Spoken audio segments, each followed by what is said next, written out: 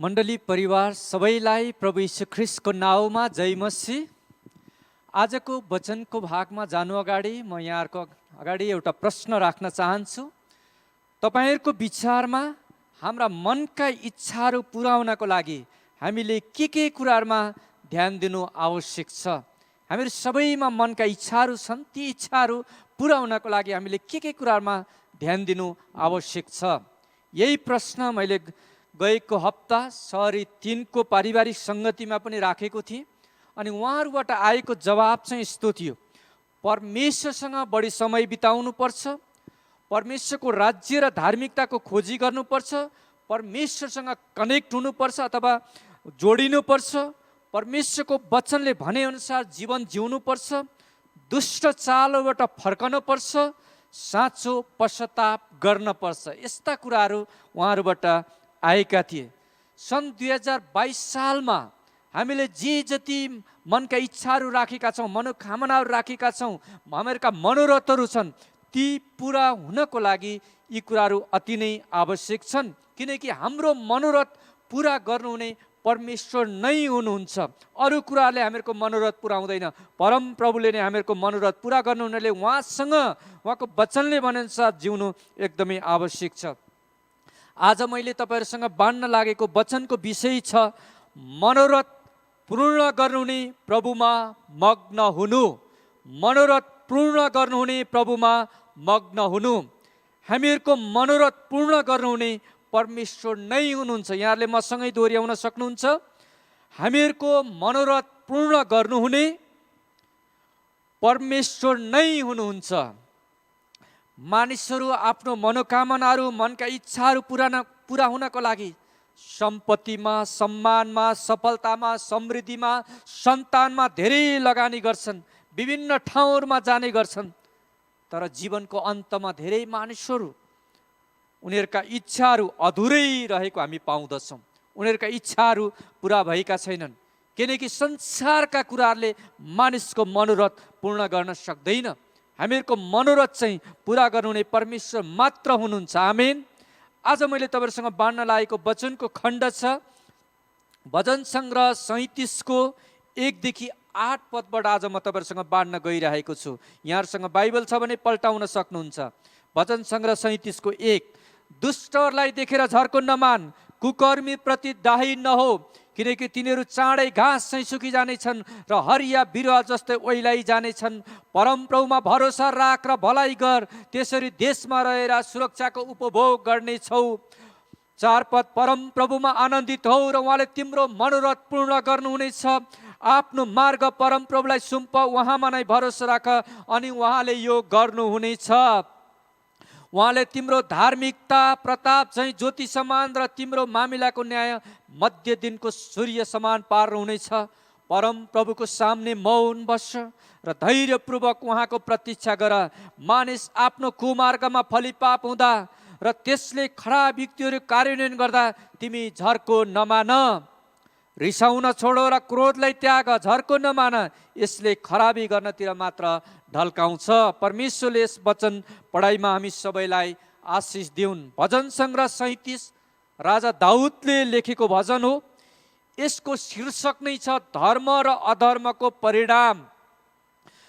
पुरानो संस्करणमा चाहिँ दुष्टहरूको विनाश भनेर पनि लेखिएको छ। यो भजन चाहिँ धर्मी मानिस र अधर्मी मानिसको जीवनको कुराहरूलाई लिएर रचना गरिएको छ। पापमा जिउने मानिसहरू, अधर्मी मानिसहरूको जीवनमा कुकर्मलाई देखेर, कतिवटा कुराहरू देखेर हामीहरू विचलित हुन्छौँ। तर यहाँ बताएको कुरा चाहिँ पापमा जिउने मानिसहरू, परमेश्वरको विरुद्धमा काम गर्ने मानिसहरूको समृद्धि, उन्नति, प्रगति देखेर डाही बन्नु हुँदैन।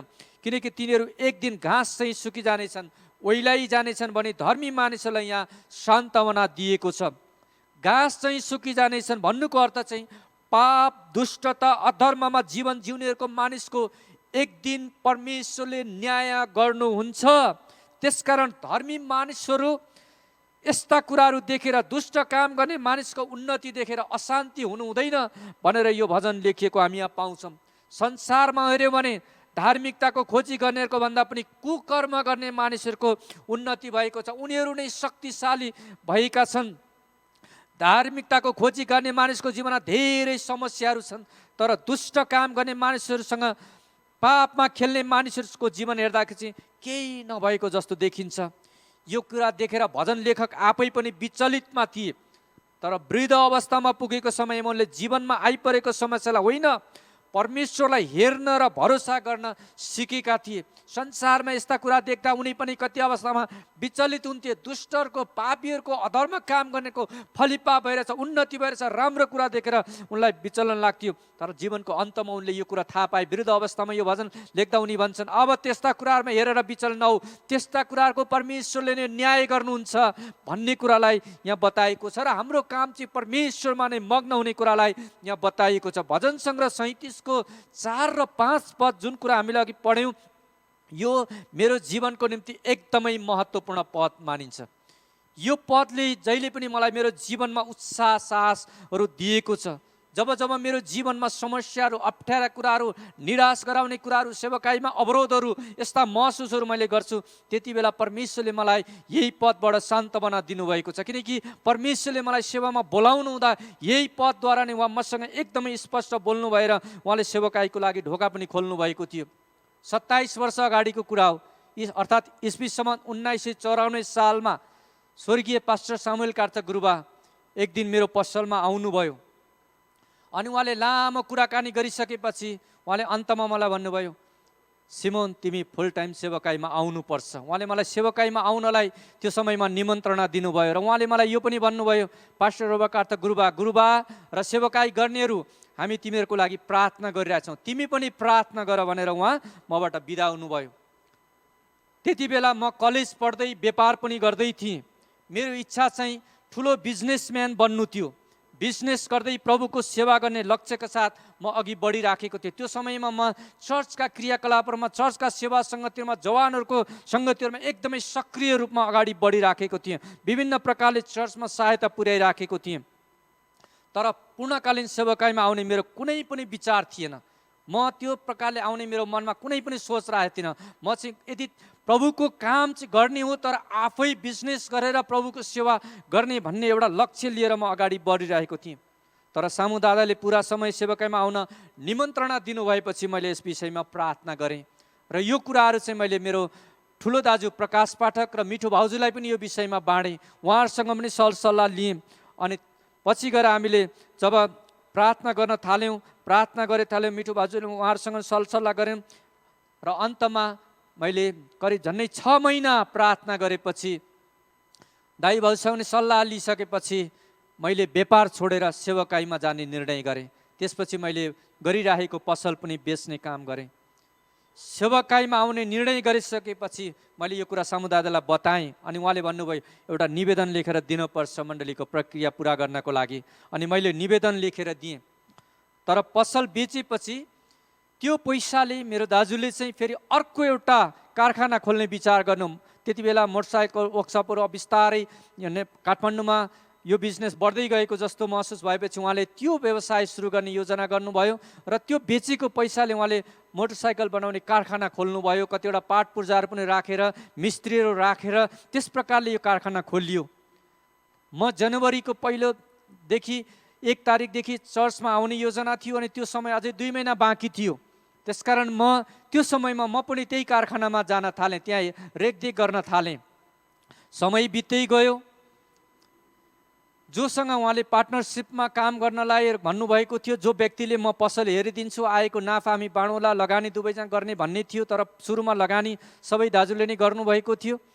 तर उहाँ जो व्यक्ति आउनुपर्ने, उहाँको चाहिँ आमा गाउँमा बिमारी भएपछि उहाँ यो कारखानामा बस्न नभ्याउने हुने भयो। उहाँले रेखदेख गर्न नभ्याउने हुनुभयो। अनि उहाँले भने, माफ गर्नुहोस्, म त आमालाई हेरचाह गर्न गाउँ जानुपर्ने भयो। अब उहाँ जाने भएपछि अब यो कारखाना कसले चलाउने, कसले हेर्ने, कसले यसको सबै रेखदेख गर्ने?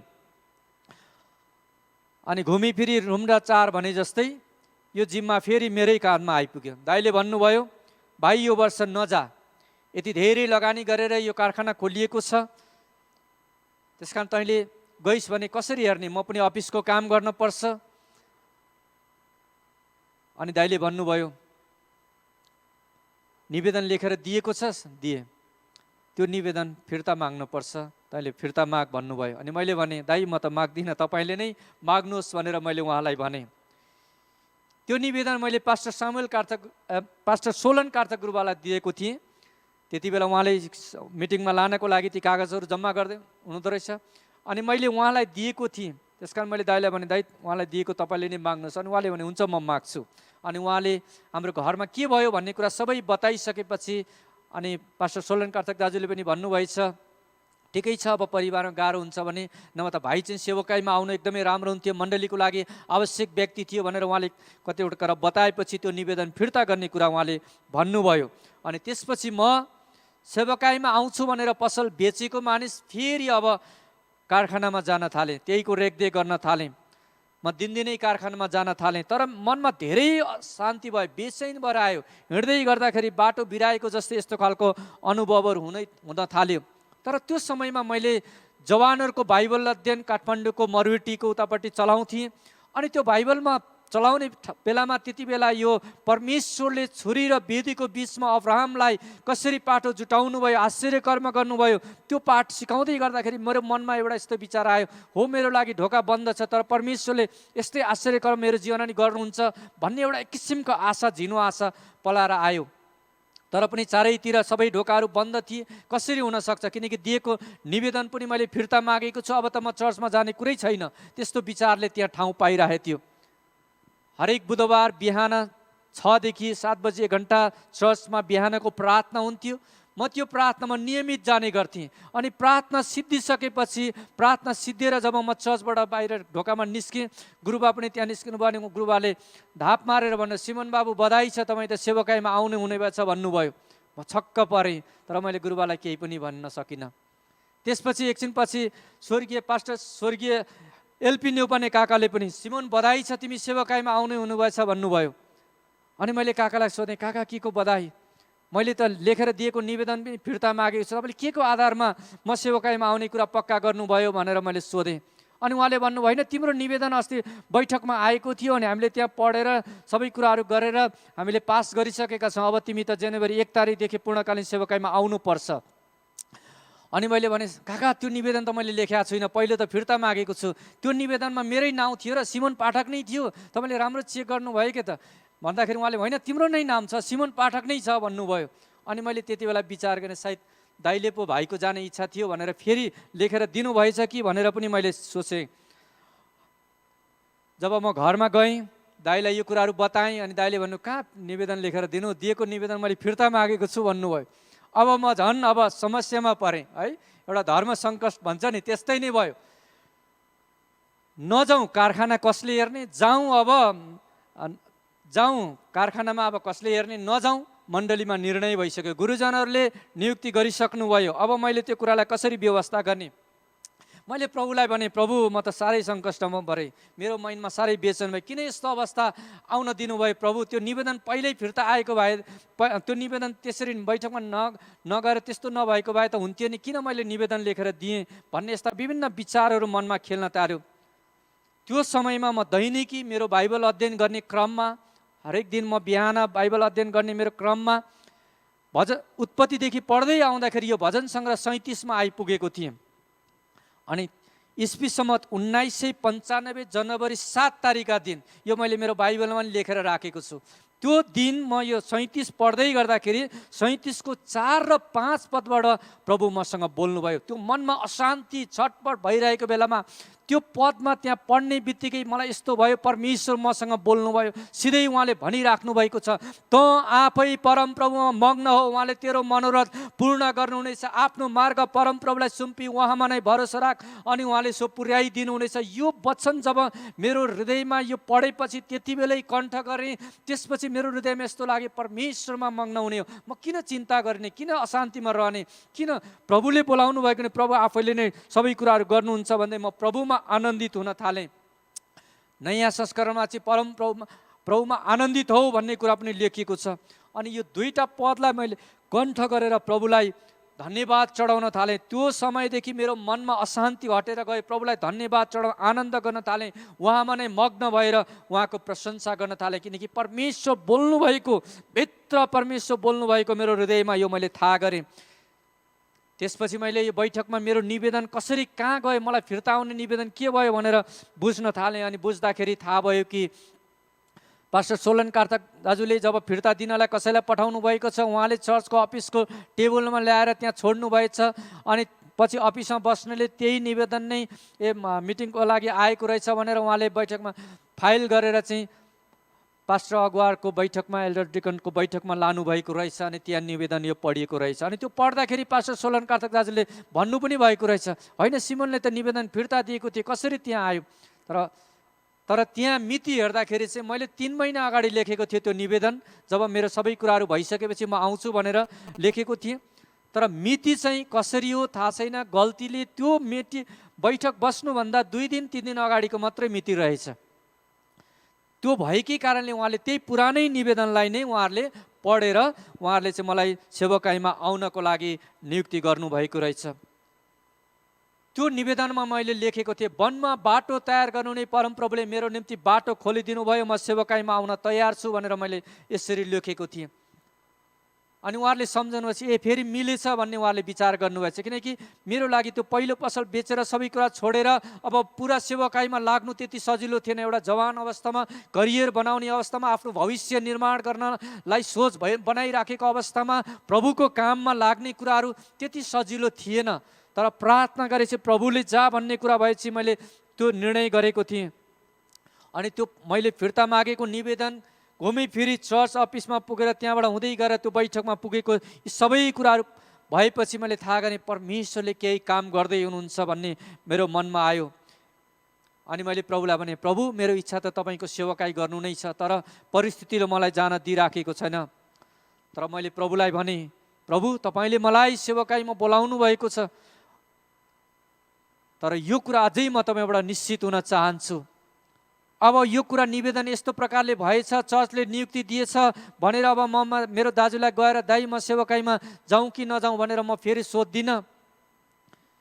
किनकि उहाँले नजा भनिसक्नु भएको छ, म उहाँसँगै बसेर उहाँसँगै रहेर म उठेको बढेको। त्यसकारण मैले यो कुराहरू उहाँको इच्छा विरुद्ध जानु हुँदैन।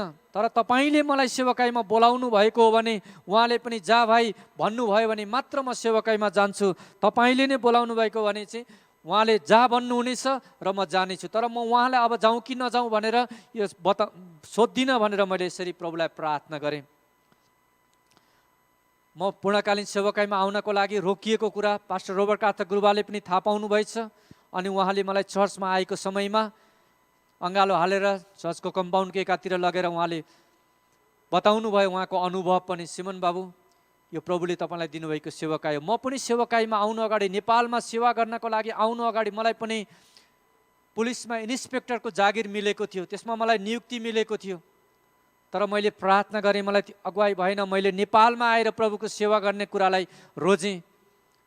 मलाई यति अहिले आएर यस्तो हुन्छ भन्ने कुराहरू थाहा थिएन, तर प्रभुले यति धेरै आशिषहरू दिनुभएको छ भनेर उहाँले आफ्नो जीवनका कतिवटा कुराहरू बताएर मलाई उत्साह दिनुभयो। त्यसपछि गुरुबाको श्रीमती स्वर्गीय मेरी कार्तक गुरुआमाले पनि मलाई भन्नुभयो, सिमोन कतिले पूर्णकालीन सेवकाईमा आउनलाई इच्छा गर्छन्, तर सबैले यो सेवकाई गर्ने मौका पाउँदैनन्। यो तिमीलाई प्रभुले दिनुभएको सेवा हो, यसलाई तिमीले नछोड। उहाँले मलाई यस प्रकारले उत्साहहरू दिनुभयो। अनि मैले उहाँलाई भने मेरो आउने इच्छा छ, तर परिस्थितिले यस्तो भइराखेको छ भनेर मैले उहाँहरूलाई बताएँ। त्यसपछि प्रार्थना गरिराखेको थिएँ, सबै कुराहरू प्रार्थना भइराखेको थियो, सबै कुरा प्रभुकै हातमा राखेर प्रार्थना गरिरहेको थिएँ। तर भजन सङ्ग्रह 37 को 4 र 5 प्रभु बोल्नु भएपछि मनमा कति पनि अशान्ति थिएन। म एक प्रकारको ढुक्कपनामा थिएँ, तर परिस्थिति हेर्दाखेरि चाहिँ सबै अल्मलिराखेको जस्तो भइराखेको थियो। अनि त्यसपछि मेरो दाइले पनि यो सबै कुराहरू घटनाक्रम बुझ्नु भइसकेपछि उहाँले थाहा पाउनुभयो कसरी फिर्ता गरेको निवेदन पनि घुमिफिरी गरेर फेरि बैठकमा पुगेर त्यहाँ पास हुनु, अनि यसमा चाहिँ परमेश्वरकै हात छ भन्ने कुरा उहाँलाई लागेपछि उहाँले भन्नुभयो, भाइ त सेवकाईमा जा। उहाँले मलाई बोलाउनु भएर त्यही भन्नुभयो, भाइ त सेवकाईमा जा, यो कारखानालाई हामी त बिहान बेलुका यसो भ्याएको बेला हेर्दै दिउँसो म अफिसबाट यसो फुर्सदमा म पनि हेरौँला, मिस्त्रीहरू राखेर काम चलाउँदै गरौँला, पछि सकिएन भने बेचौँला, त सेवकाईमा जा भनेर भन्नुभयो। नि त्यो दिन म यति उत्साहित हुँदै प्रभुको काममा आफ्नो जीवन समर्पण गरेँ। अनि 1995 सालको जनवरीको यो दोस्रो हप्तादेखि म 1 तारिकदेखि आउनुपर्ने थियो, विलम्ब हुँदै मैले 15 दिनसम्म मेरो बितिसकेको थियो। त्यसपछि म सेवकाईमा गएँ अनि आज 26 वर्ष बितिसकेको छ। प्रभुले धेरै आशिष दिनुभएको छ। म जब सेवकाईमा एकदमै उत्साहित हुँदै प्रभुका कामहरूमा अगाडिमा, जसरी पुरानो करारमा योसेफ चाहिँ मिस्रमा जब फिरौन राजाको उसमा नियुक्ति भइसकेपछि ऊ चाहिँ दौडधुप गरेछ, म आफैलाई त्यस्तै अनुभव लाग्छ अहिले पनि।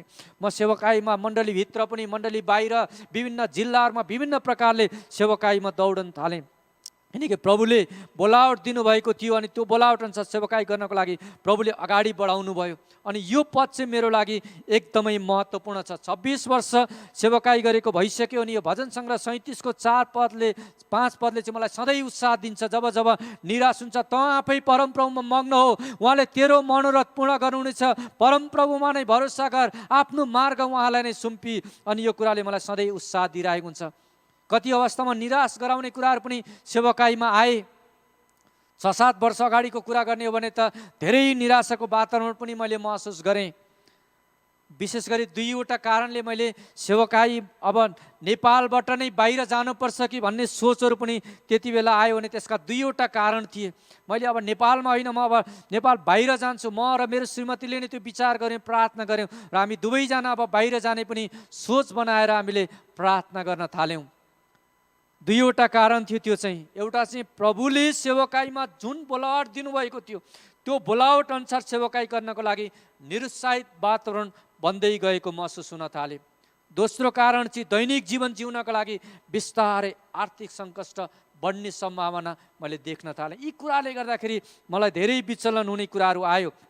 अनि त्यो समयमा म र मेरो श्रीमतीले प्रार्थना गरेर नेपालबाट अब बाहिर जाने, सेवकाई जहाँ पनि छ, प्रभुले जहाँ पनि राख्नु भएको छ भन्ने मनमा आयो।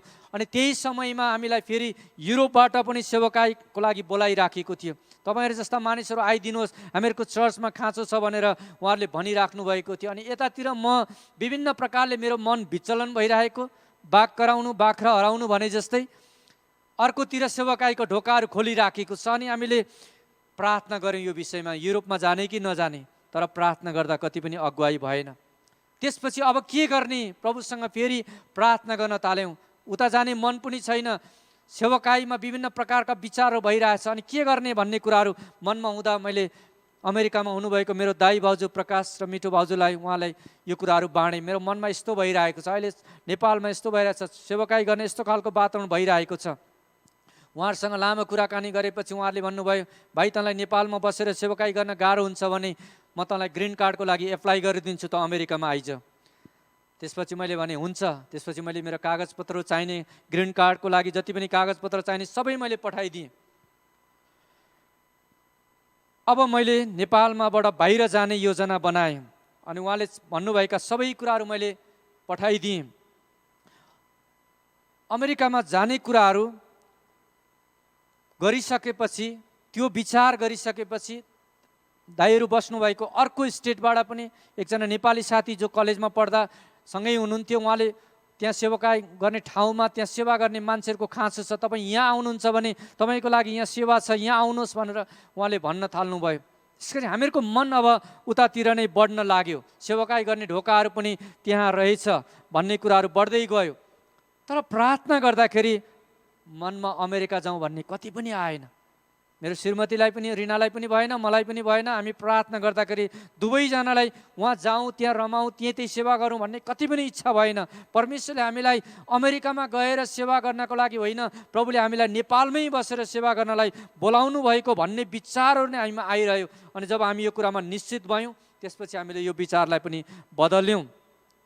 त्यो समयमा मैले ज्ञानेश्वर मण्डलीलाई पनि सम्झिएँ। ज्ञानेश्वर मण्डललाई देख्दाखेरि एक किसिमको माया लागेर आयो। थाहा छैन किन त्यस्तो विचार ममा उत्पन्न भयो। मैले नेपाल छोडेर गएँ भने हामीहरूले, म र मेरो श्रीमतीले दिइरहेको सेवकाई कसले दिएला, मण्डलीमा कसले त्यो सेवकाई गर्ला भन्ने खालका विचार पनि आयो। अनि त्यति बेला पनि परमेश्वरले यो भजन सङ्ग्रह 37 को 4 र 5 पदबाट नै प्रभुले मलाई फेरि एउटा प्रेरणा दिनुभयो।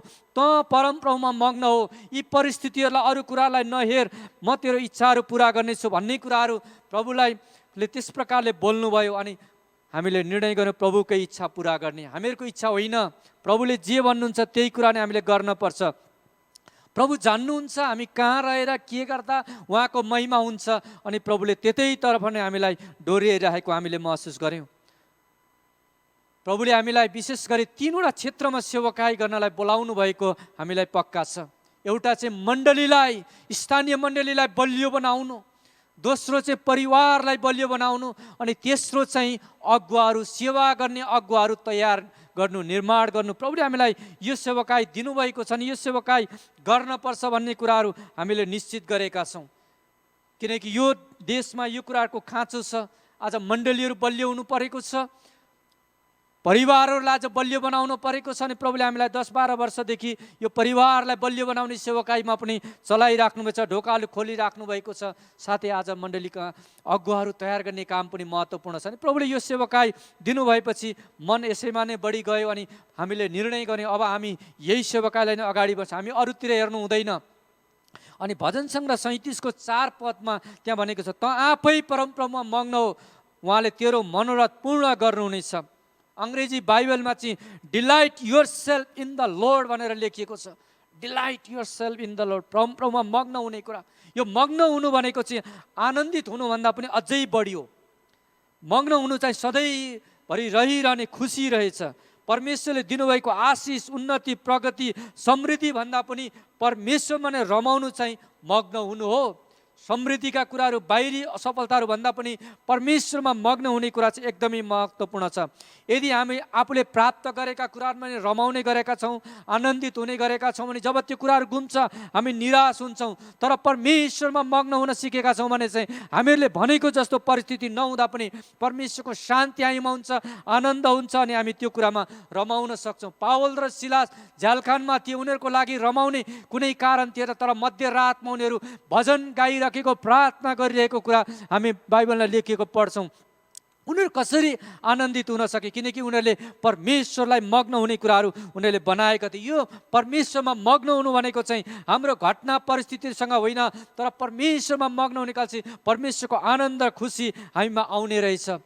भजन सङ्ग्रह 37को हामीले 4देखि 7 अघि पढ्यौँ हामीले सुरुमा। अनि यहाँ विशेष गरी 5वटा आज्ञाहरू दिएको छ हामीहरूको मनोरथ पूर्ण हुनको लागि। पहिलो चाहिँ हो परमप्रभुमा मग्न हुनु, दोस्रो परमप्रभुमा समर्पित हुनु, तेस्रो परमप्रभुमा भरोसा गर्नु, चौथो परमेश्वरमा शान्त रहनु, पाँचौँ परमेश्वरमा धैर्यपूर्वक पर्खनु। यी 5वटा कुराहरू जब हामीले ध्यान दिन्छौँ, यी कुराहरू पुरा गर्छौँ, हामीहरूको मनोरथ परमेश्वरले पुरा गर्नुहुनेछ। 7 पदमा लेखिएको छ मौन बस्नु भनेको छ। मौन बस भनेर लेखिएको छ भने चाहिँ शान्त रहनु भनेको चाहिँ यो चाहिँ चुपचाप बस्ने होइन, तर परमप्रभुको विश्राममा प्रवेश गर्नु। प्रभु यीशुले भन्नुभयो नि, हे बोझले दबेका थाकेका हो, मौकामा आऊ, म तिमीलाई विश्राम दिन्छु। हो त्यो किसिमको विश्राममा पस्ने कुरालाई यहाँ बताएको छ। प्रभुले दिनुभएको विश्राममा प्रवेश गरेपछि हामीमा भएका सबै आँधी बेरीहरू शान्त भएर जान्छ। एउटा मनमा आनन्द भरिएर आउँछ, मन परमेश्वरको आनन्दले भरिन्छ। जबसम्म संसारका थोकहरू, विचारहरू, कामलाई एकातिर पन्साएर हामी प्रभुतिर शान्त हुन सिक्दैनौँ, हामीहरू आनन्दित हुन सक्दैनौँ, रमाउन सक्दैनौँ। हाम्रो मनोरथ वा इच्छाहरू पुरा हुनको लागि यो 7 पदमा बताइन्छ परमेश्वरमा धैर्यपूर्वक पर्खनु पनि एकदमै महत्त्वपूर्ण छ। धैर्यपूर्वक एकजना मानिस काम गर्दाखेरि जहिले पनि घरको ढोका बन्द गरेर चुक्क लगाएर काम गर्थे। अनि एक दिन उहाँको सानो 3 वर्षको छोरा भित्र छिरेछ। उहाँले त्यो दिन चाहिँ चुक्क लाउन बिर्सनु भएछ। अनि त्यो छोरा आइसकेपछि बुवाले सोद्धछ, बाबु त के को लागि आइस? अनि केही को लागि पनि होइन। त्यसो किन आएको त तिमी यहाँ? छोरा बुवाले सोध्छ। केही पनि होइन बाबा। त्यसपछि बुवाले फेरि सोध्छ, अनि किन आएको त तिमी यहाँ प्रवेश गरे, म काम गर्दैछु, के को लागि आएको त? अनि त्यो छोराले भन्छ, बाबा म केही माग्नको लागि होइन, तपाईँमा नजिक भएर बस्नको लागि म यहाँ आएको हुँ, केही माग्नलाई होइन। बुवाले सम्झे केही माग्न आएको, तर होइन, म तपाईँसँग नजिकमा बस्नलाई आएको। परमेश्वरमा पर्खनु भनेको चाहिँ यस्तै नै हो। परमेश्वरको उपस्थितिमा पर्खनु भनेको केही प्राप्त गर्नलाई होइन, त्यत्तिकै उहाँसँग रहनको निम्ति, किनकि उहाँको उपस्थितिमा आनन्दको भरपुरी छ। आमेन। परमेश्वरको उपस्थितिमा आनन्दको भरपुरी छ। हाम्रो मनोरथ पुरा हुनको लागि हामीले पालना गर्नुपर्ने 5वटा आज्ञाहरूलाई हामीले हेऱ्यौँ।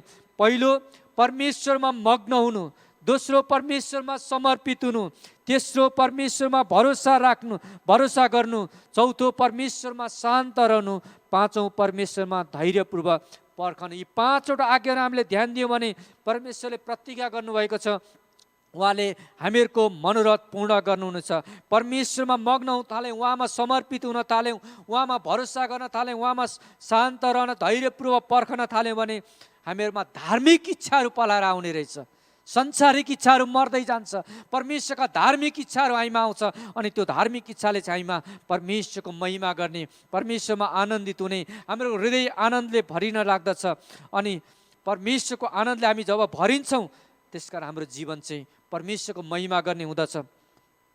हामीहरूका सबै मनोरथहरू पुरा भएका छैनन् होला, मेरा पनि सबै मनोरथहरू पूर्ण भएका छैनन्, तर परमेश्वर विश्वासी हुन्छ। हामीले हाम्रो काम चाहिँ परमेश्वरमा मग्न हुन, समर्पित हुन, भरोसा गर्न, शान्त रहन र धैर्यपूर्वक पर्खने काम हामीले गरिरह्यौँ भनेदेखि उहाँले हामीहरूको मनोरथ पूर्ण गर्नुहुनेछ। भजन सङ्ग्रह 145 को 19 पद पढेर म अन्त्य गर्न गइराखेको छु, जहाँ यसरी लेखिएको छ। भजन सङ्ग्रह 145 को 19, उहाँको भय मान्नेहरू सबैका मनोरथ उहाँले पुरा गर्नुहुन्छ, उहाँले तिनीहरूको पुकारा सुन्नुहुन्छ र तिनीहरूलाई बचाउनुहुन्छ।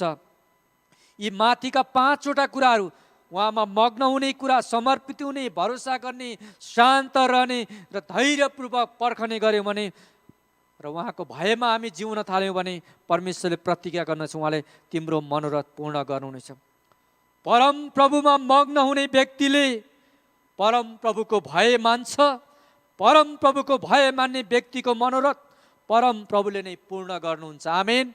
यहाँहरूले मसँगै दोहोऱ्याउन सक्नुहुनेछ। परम प्रभुमा मग्न हुने व्यक्तिले परम प्रभुको भय मान्छ, परम प्रभुको भय मान्ने व्यक्तिको मनोरथ परम प्रभुले नै पूर्ण गर्नुहुन्छ। आमेन। परमेश्वरले यस वचन सुनाइमा हामी सबैलाई आशिष देऊन्।